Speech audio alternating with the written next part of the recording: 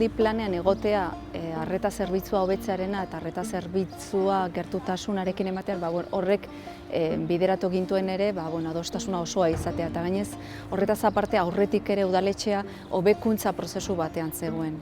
Orduan, hobekuntzaren parte bazen arreta zerbitzua martxan jartzea, eta orain beste parte batean gauden bezala, orain katalogo eta zerbitzuen kartekin gabiltz. Orduan, pixkanak egindako prozesua, organizazioa, gero nola eman arreta zerbitzua, eta orain zerbitzu horiek nola hobetu eta nola eman baita ere herritarren ikuspegitik.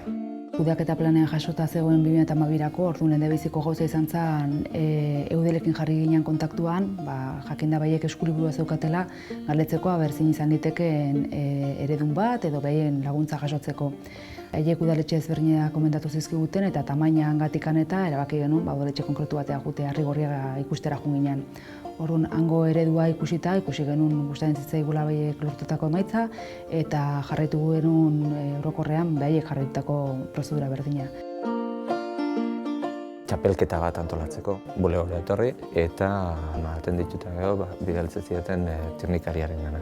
Harekin hitz egin pixka bat nola zijoan gauzak eta paper bat jaso udaletxean sarrera emateko eskaera egiteko. Zinegoziatzen artean erabakitzeko baimena egiten zuten ala ez. Karo, genuen papera jaso, eraman, bete, sinatu eta berriro etorri udaletxean sarrera emateko. Eta handikan egun batzutara erantzuna jasotzen genuen.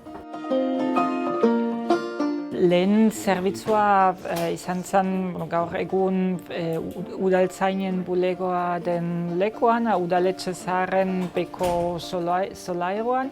Mostradorea altuagoa zen eta gero bertan ere ez zuten tramite guztiagoak egiten, baizik eta adibidez eroldatze agiria eskaintzeko gero joan behar izan zen lehenengo pisura. Eta hor beste pertsona batek atenditu zizuten eta hortxe egin zizuten agiria. Eta orain aldiz hemen bertan egiten dute.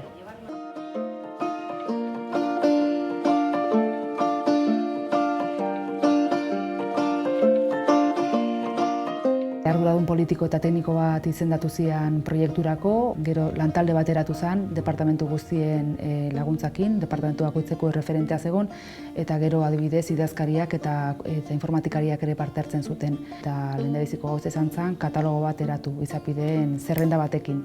Adostu genuen zein izapide sartuko zian eskuriburu horretan, eta orduan fitxa bat adostu genuenean, junginan departamentu bakoitzean izapide guztiak lantzen. Orokorrean ez genitun tramite horiek idatzita. Orduan oso lan gogorra izan zen momentu batean, baina gero eskutan daukazuna eskuliburua oso erabilgarria da. Herritarren arreta zerbitzu bat martxan jartzea da udaletxearen filosofia aldatzea. Departamentu guztiek aldatu behar dute ze. Azken finean zure lana amaitzen da eta hasten da herritarrei komunikatzen diozuenean. Herritarrari komunikatu behar diozu zelan egiten duzu eta prozedurak errestu behar dizkiozu bion arteko erlazioa hobetzeko. Honea iritsi eta berela ez mugitzea eta leheno baino azkarrago. Leheno ordu erdi bat behar bagenuen zerbait egiteko, 10-15 minututan egina dago. Toki berean, eta ez dugu bulego batetik bestea pasa behar batekin edo bestekin hitz egiteko hemen bertan hitz egiteko. Lehiategian daudenak ere, askoz batetik bestea informatitakoa daude edo bintzat arinagoa ibiltzeia bereiek ere. Orduan gutzako bezera handia da.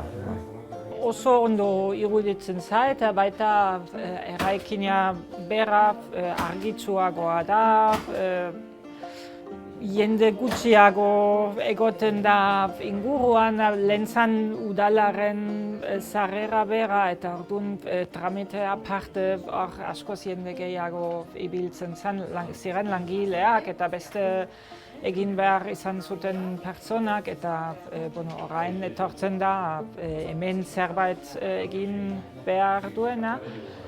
Eta lekua atsegina da, berria da, modernoa da, eta iruditzen zait langileentzat ere segurenik lan baldintzak erresagoak dira, atseginagoak dira, eta horrek ere egiten du gero beste giro bat egotea eta jendekin ere beste motako harremana edukitzea. Zeharkako lana garrantzitsua dela, departamentu guztiekin kontatzea ezinbestekoa da proiektuak indarra izateko eta denboran zehar baita irauteko.